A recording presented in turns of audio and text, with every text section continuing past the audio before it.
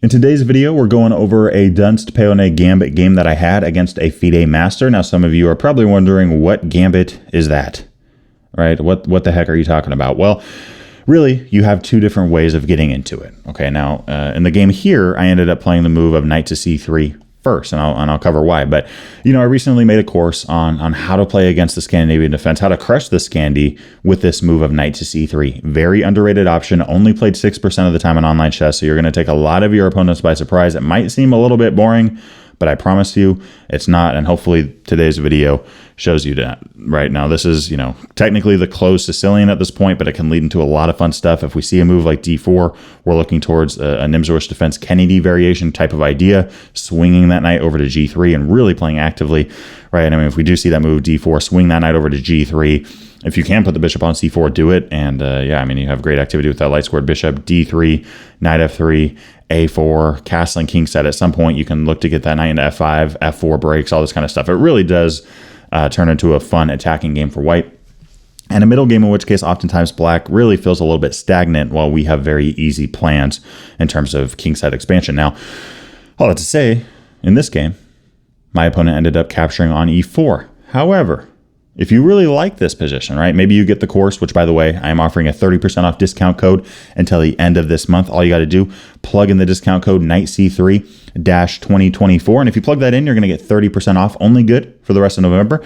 But if you guys do get the course and you end up really liking this position, you might want to think about playing Knight C3 to start. Knight C3 to start. Now, this is a really interesting move with the Van Geet opening. Now, I have tried to learn the Greek pronunciation, but in all honesty, guys, I just cannot pull it off. So I apologize for that. But, you know, in America, everyone calls it the Van Geet. But all that to say, right, Knight C3, Van Geet opening.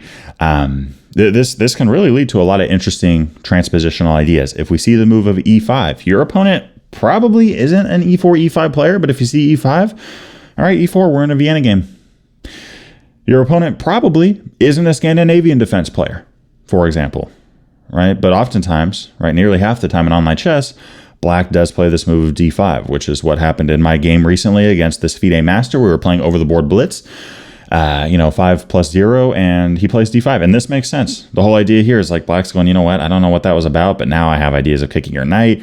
The knight is neutralized. D5 and e4 are the only two center squares you're attacking, and both of them are covered. But now we play e4, and your opponent probably isn't a Scandinavian defense player, but they are now. They are now. So if you really like this position, playing knight c3 first could be a good way to go. Let me know if you want my repertoire on really how to deal with a bunch of different moves here from the black side. Okay, a lot of good transpositional ideas there. Now, if you do see c5, your opponent is probably a Sicilian defense player. So against that, I personally don't usually go with e4 as of late. Well, I guess technically I usually do, but as of late, I've switched to really thinking about this move of d4, looking to take my opponent out of their prep, and d4 is completely sound, by the way. So anyways, let me know if you want to see a video on that. But d5 here, in the game I play e4, and there you go, we're in a Scandinavian defense. My opponent probably wouldn't have played the Scandi, but they're in it now, and we have this move d takes e4. Now we play this move of d3. This is the Dunst Peone Gambit, and really what this is a reversed Charlock Gambit. Now the Charlock Gambit, great chess opening for black against the move d4. It really makes chess fun against the move d4, and me and my guy Russ Southern have partnered together to release a course on Chessable, which isn't out yet, but in 2025 we're looking to drop that. We're wrapping things up right now in terms of getting everything lined up, but the Charlotte Gambit, so much fun for the black side. And here's white. We're really getting a Charlotte Gambit, but up a tempo. Now, in the game here, white, we see white lose the pawn. Black takes, which according to the engine is the best move, but this is very dangerous territory for black to go into. Very dangerous. We can win this game very quickly as white. The name of the game is looking to castle queenside quickly and have your rook aimed against that queen. I win games with this all the time in online chess, all the time. Now, knight f6 is played here. Technically the engine likes knight f3 here first and then queen e2. You could also play queen e2 and then knight f3. Really, the most important thing is that you play one of these before the other. In the game, I played queen e2. Now, with queen e2, black can play bishop g4, attacking our queen, but then we have the option of kicking it, f3, right? And bishop h5, in that case, bishop g5, castle queenside fast. Notice our rook is attacking that queen, so we are threatening bishop b5 with check, unleashing against that queen. And of course, if you play knight t7, there's pins all over the place. And if knight bd7 now, knight h3, looking to bring that knight to f4.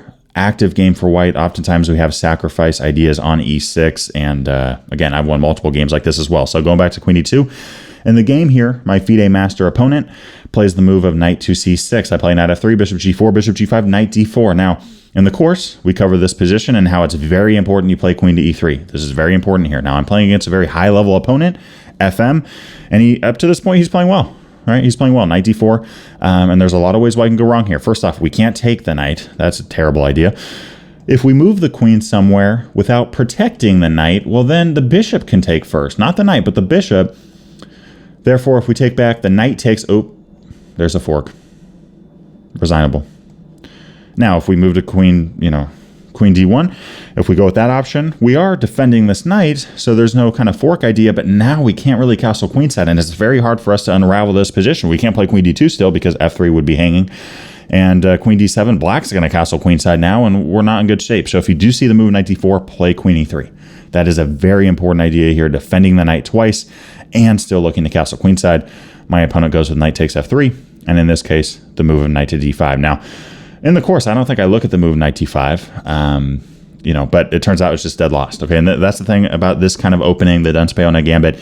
There's so many ways that black can go wrong. So many ways that we can get a winning attacking game. It's a very trappy opening, very trappy gambit. But even if your opponent doesn't fall for a trap, you still get great, fun attacking chess. Now, when I see the move knight d5, I end up going, you know what, I'm going to take that.